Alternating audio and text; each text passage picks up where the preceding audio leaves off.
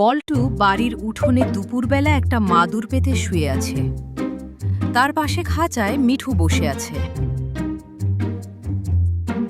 ধুর, এই গরমে একটুও ভালো লাগছে না মাবলেসে অঙ্ক খাতাটা নিয়ে বসতে।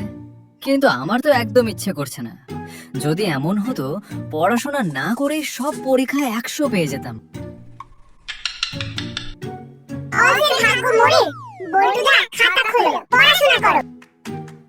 তুই থাম তো মিঠু, সারাক্ষণ শুধু জ্ঞান দিস। চল পেছনের বাগানে যাই, দেখি কোনো আমটাম পড়েছে নাকি।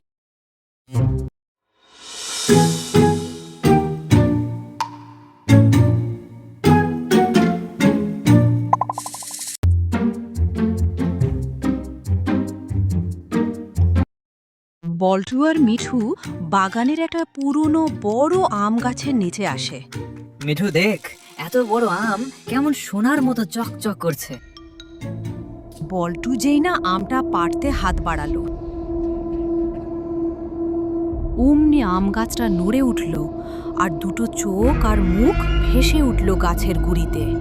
আম গাছ ভারী মিষ্টি গলায় বলল, দাঁড়াও বল্টু, আমটা ছেঁড়ার আগে আমার একটা কথার উত্তর দাও। ওরে বাবারে, ভূত!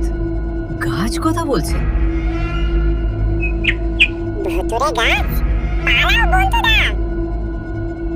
ভয় পেও না, আমি কোনো ভূত নই। আমি একটি জাদুর আম গাছ।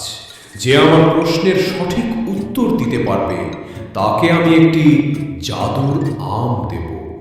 সেই আম খেলে সে যা চাইবে তাই সত্যি হবে। বল্টু লোভী চোখে ভাবল, যা চাইবো তাই? তার মানে আমি না পড়ে ফার্স্ট হতে পারবো? আচ্ছা, জিজ্ঞেস করো, তোমার কি প্রশ্ন?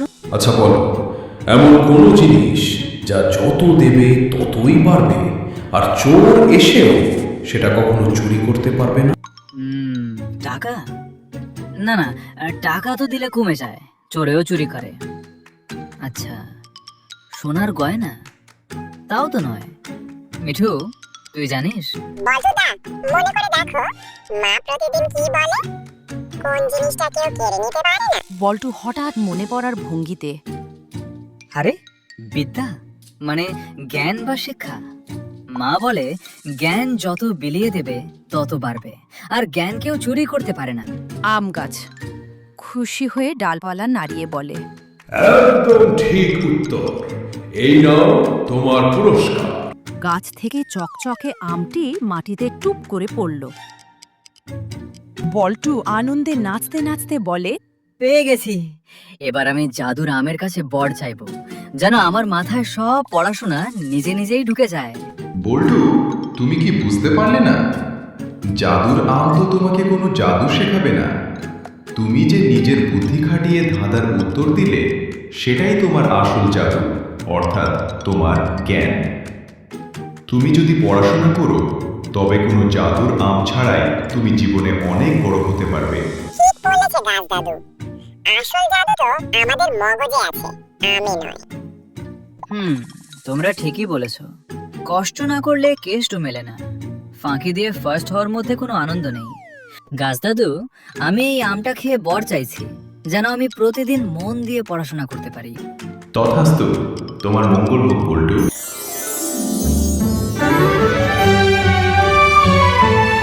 বল্টু ঘরে খাটের উপর বসে খুব মন দিয়ে অঙ্ক করছে। মিঠু পাশে বসে, সাবাস বন্ধুদা, এবার পরীক্ষায় তুমি ফার্স্ট হবে। ফার্স্ট হওয়াটা বড় কথা নয় মিঠু, নতুন কিছু শেখাটাই আসল আনন্দ।